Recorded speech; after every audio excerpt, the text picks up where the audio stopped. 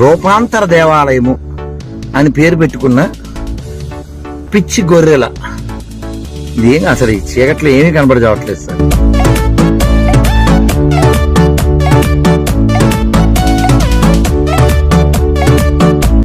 ఒరే, తలుపు మీద అంటించాలి, గోడ మీద కాదు. తలుపు మీద అంటించండి, నా కార్డు అక్కడ పెట్టేయండి. ఈ వీడియోలో ఆ ప్రార్థనా మందిరం ముందు ఎవరికీ కనబడకుండా దయ్యంలాగా తిరుగుతున్న ఆ ధర్మరక్షకుడి పేరు రాధా మనోహర్ దాస్. రాధా మనోహర్ దాస్ అంటే పెద్దగా తెలియకపోవచ్చు క్రైస్తవ సమాజానికి. వీడికి ఇంకొక ముద్దు పేరుంది, డిచ్కీ బాబా అంటారు. సృజన తిన్నావా అని మాట్లాడింది వీడే. పెద్ద ధర్మరక్షకుడు. ఆడపిల్లలు కనబడితే వదలడు వీడు. ఆడపిల్లలంటే విపరీతమైన పిచ్చి వీడికి. చివరికి వీడు కూడా ఈరోజు దేవుని ప్రార్థనా మందిరం గురించి మాట్లాడుతున్నాడు. శ్రీకాకుళంలో ఎక్కడో వాడి ధర్మానికి సంబంధించినటువంటి మీటింగ్ ఏదో జరుగుతూ ఉంటే వెళుతూ ఉన్నట్ట వీడు. దారిలో యేసుక్రీస్తు ప్రభు రూపాంతర దేవాలయం కనిపించింది వీడికి. అర్ధరాత్రి పూట వీడు వెళుతున్నటువంటి వాహనాన్ని అక్కడ ఆపి వాడి చేతుల్లో ఉన్నటువంటి పోస్టర్లను తీసుకొని వాడి అనుచరులను వెంటబెట్టుకొని ప్రార్థనా మందిరం దగ్గరికి వచ్చి ప్రార్థనా మందిరం గురించి వ్యంగ్యంగా మాట్లాడుకుంటూ వాడి పక్కనుండే అనుచరులని, వాడి చేతుల్లో ఉండే పోస్టర్లని ఆ ప్రార్థనా మందిరం తలుపుల మీద అంటించమని వెటకారం చేస్తూ ఉన్నాడు వీడు. దయ్యాలు కూడా కనబడవు, అవి చేసే శబ్దాలు మాత్రమే వినబడతాయి. వీడు కూడా అంతే, సరిగా కనబడట్లేదు కదా వీడు. మానవ రూపంలో ఉన్న దయ్యం వీడు. అలాగే తిరుగుతూ ఉంటాడు ప్రార్థనా మందిరాలను పట్టుకొని. వీడు ఎక్కువగా మీకు రైల్వే స్టేషన్లో కనబడతా ఉంటాడు.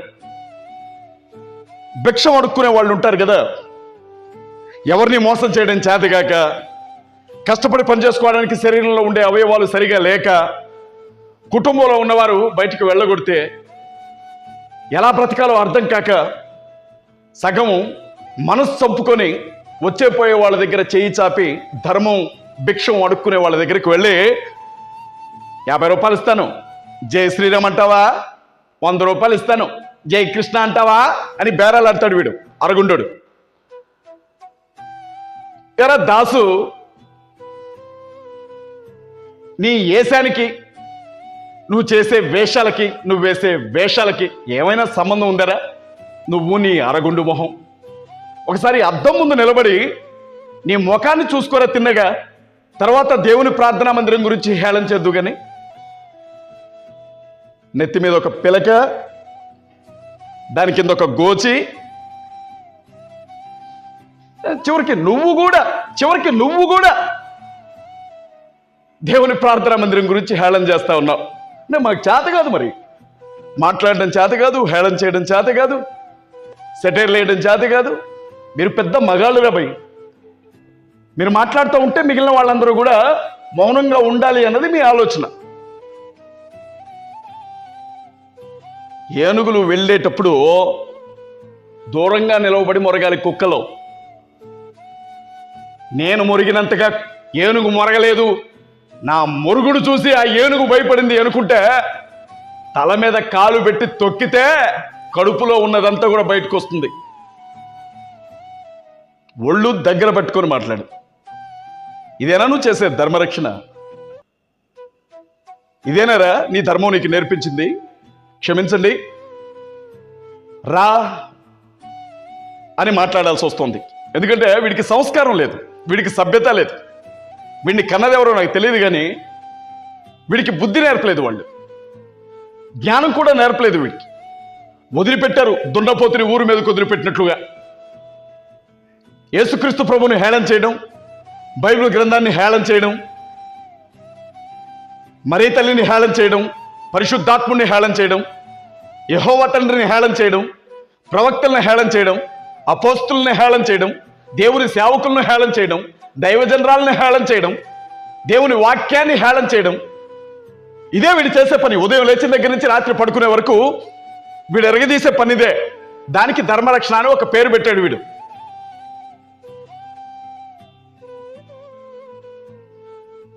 మనోహర్ దాస్ కాదురా, నీచపు దాస్ అని పెట్టాలి నీకు, మనువాద దాస్ అని పెట్టాలి నీకు, డిచ్కీ దాస్ అని పెట్టాలి నీకు, ఆడపిల్లల దాస్ అని పెట్టాలి నీకు. నీ మాటల్లో కానీ, నీ రూపంలో కానీ, నీ ప్రవర్తనలో కానీ, నీ పద్ధతిలో కానీ మనోహరమైనది ఏదైనా ఉందరా? రూపాంతర దేవాలయాన్ని హేళన చేస్తున్నావు. నీచుడా, నికృష్టుడా, దరిద్రుడా. నీవు మాట్లాడుతున్నావు చివరికి పరిశుద్ధ గ్రంథం గురించి, పరిశుద్ధ దేవుని ఆలయం గురించి. అయినా నాకు తెలియకడుగుతా, జనాలందరూ నిద్రపోయే సమయంలో ప్రార్థనా మందిరం ముందు ఏం చేస్తున్నావురా? మందిరపు తలుపులు బద్దలు కొట్టి లోపలికి వెళ్ళి కానుకల పెట్లో ఏమైనా చిల్లర దొరుకుతుందేమో ఎత్తుకొని వెళ్ళిపోదామని వెళ్ళావా ఏంటి అక్కడికి? ఉదయం పూట చూస్తే రాత్రి పడుకుంటే నిద్ర కూడా పట్టుద్ది నీ ముఖం చూస్తే. చిన్నపిల్లల్ని ఎత్తుకొని పోయి కాళ్ళు చేతులు విరగొట్టి వాళ్ళని ఎవరికో వారికి అమ్మేసే ముఖం వేసుకొని నువ్వు నీ ముఖం నువ్వు మాట్లాడుతున్నావు.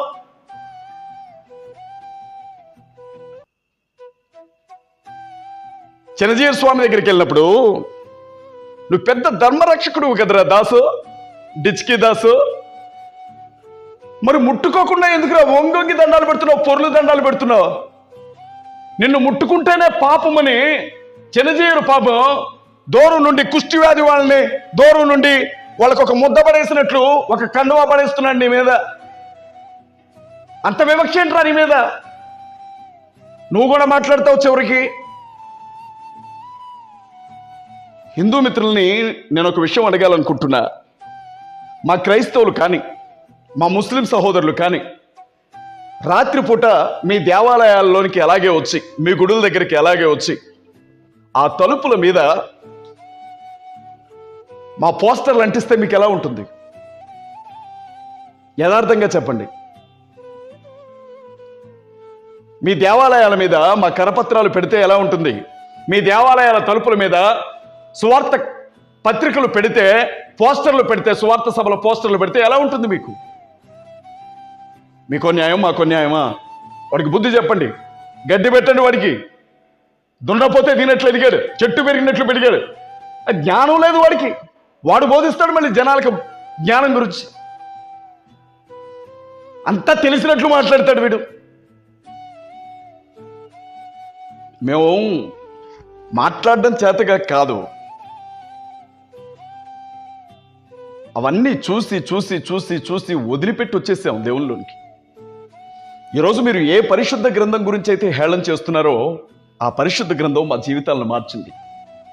ఈరోజు ఏ యేసుక్రీస్తు ప్రభు గురించి అయితే మీరు తప్పుగా మాట్లాడుతున్నారో ఆయనే మా చేతులు కట్టేశాడు. లేకపోతే ప్రార్థనా మందిరం ముందుకొచ్చి తలుపు మీద పోస్టర్ అంటించినప్పుడు అక్కడే నిన్ను అడ్డంగా నరికేవాళ్ళు క్రైస్తవులు. చేతగాంతనం కాదు, ప్రేమ అది అడ్డుపడుతూ ఉంది మాకు.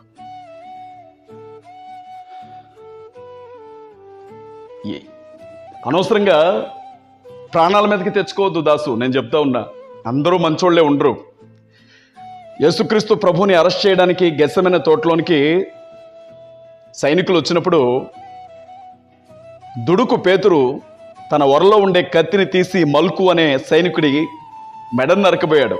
చెవికి తగిలి చెవి తెగిపడిపోయింది. ఇప్పటికి కూడా క్రైస్తవుల్లో అంతే కోపం, అంతే రోషం ఉన్నటువంటి అనేక మంది యవనస్తులు ఉన్నారు. ఎవరికన్నా దొరికావో నీ వెధవేషాలు వాళ్ళు చూస్తున్నారు, నీ దరిద్ర పనులు వాళ్ళు చూస్తున్నారు. ఎవరికైనా దొరికావో నెత్తి మీద పిలక ఉండదో, కింద గోచి ఉండదో, ఒంటి మీద డ్రెస్ ఉండదో, ఉరికిచ్చి ఉరికిచ్చి పరిగెత్తించి కొడతారు నిన్ను. ఎవడనుకుంటున్నావో? మతం నీకు నేర్పిన సంస్కారం ఇదేనా? యేసుక్రీస్తు ప్రభువును ఆరాధించమని, పూజించమని మేము నీకెప్పుడు చెప్పలా. కనీసం గౌరవించు, తోటి మనుషుల్ని గౌరవించు, తోటి ఆలయాలను గౌరవించు. అశుద్ధం తినే పంది చేసినట్లుగా ఎందుకు చేస్తావు? పెంట తినే పందులు చేసినట్లుగా ఎందుకు చేస్తావు? అన్నమే కదా తింటున్నావు. అందరూ కుడి చేత్తో తింటుంటే నువ్వేమన్నా ఎడం చేత్తో తింటున్నావా?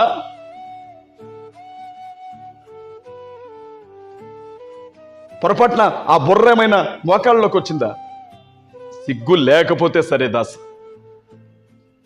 హిందూ పెద్దలు దయచేసి వీడిని కొంచెం ఏ హాస్పిటల్లో అయినా చూపించండి. వీడి హాస్పిటల్లో ఉండాల్సిన వీడు జనాల మధ్యన యథేచ్ఛగా తిరుగుతున్నాడు ధర్మరక్షకుడిని అని చెప్పి. వీడు ఎలాగే తిరిగితే, ఎవరికైనా దొరికితే షేపు షకల్ మారిపోతుంది వీడిది. మేము 5 నిమిషాలు కానీ మీరు ఏ బైబిల్ గ్రంథం గురించి తప్పుగా మాట్లాడుతున్నారో ఆ బైబిల్ గ్రంథాన్ని పక్కన పెడితే ప్రార్థనా మందిరాల్లో ఉండే కుర్రాళ్ళంత భయంకరమైన వ్యక్తులు ఇంకెవరు ఉండరు మీరు అనుకుంటున్నారేమో. ప్రార్థనా మందిరంలో ఉండే కుర్రాళ్ళంతా కరడుగట్టిన వ్యక్తులు ఎవరు ఉండరు మీరు అనుకుంటున్నారేమో. అరే బాబు, నక్సలైట్లు, దొంగలు, నరహంతకులు, వ్యభిచారులు, భయంకరమైనటువంటి పాపంలో బ్రతికిన వాళ్ళు క్రీస్తు ప్రేమకు బందీలై అన్నీ వదిలిపెట్టి ప్రార్థనా మందిరంలో బ్రతుకుతూ ఉన్నారు. సమాజాన్ని బాగు చేస్తున్నటువంటి వైద్యాలయాలు ప్రార్థనా మందిరాలు. అలాంటి స్థలం గురించి హేళన చేసావు. పుట్టగతులు ఉండవరా నీకు పిల్ల కూడా గుర్తుపెట్టుకో. ఇంకెంతకంటే నీ గురించి ఎక్కువగా మాట్లాడి నా నోరును పాడు చేసుకోలేను. కానీ ఎప్పుడైనా మా చేతికి దొరికితే మాలో ఉండే రెండో యాంగిల్ కూడా నీకు చూపించాల్సి ఉంటుంది దాసు. ఆ తర్వాత జీవితంలో ఎప్పుడు క్రీస్తు జోలికి కానీ, క్రైస్తవుల జోలికి కానీ, ప్రార్థనా మందిరాల జోలికి కానీ వెళ్లకుండా చాలా పద్ధతిగా నీకు బుద్ధి చెప్పి పంపిస్తాం రా దాసు. గుర్తుపెట్టుకో ఈ విషయాన్ని. నీ కామెడీ వేషాలు, నీ తలతిక్క వేషాలు ఇంకెక్కడైనా పెట్టుకో. మరొకసారి ఇలాంటి పనులు చేసావే అనుకో, 2 కాళ్ళు చేతులు ఎరగొట్టి 4 కోసి చేతిలో పెడతాం. నేను కొంచెం కోపంగా మాట్లాడాను అని ఎవరికైనా అనిపిస్తే, ఒక దైవజనుడు ఇలా మాట్లాడకుండా ఉంటే బాగుండు అని ఎవరికైనా అనిపిస్తే దయచేసి నన్ను క్షమించండి ఇలా మాట్లాడినందుకు. కానీ వీడికి ఇలాగే సమాధానం చెప్పాలి అని నాకు అనిపించింది కాబట్టి సమాధానం చెప్తున్నాను. మీ అందరికీ వందనాలు.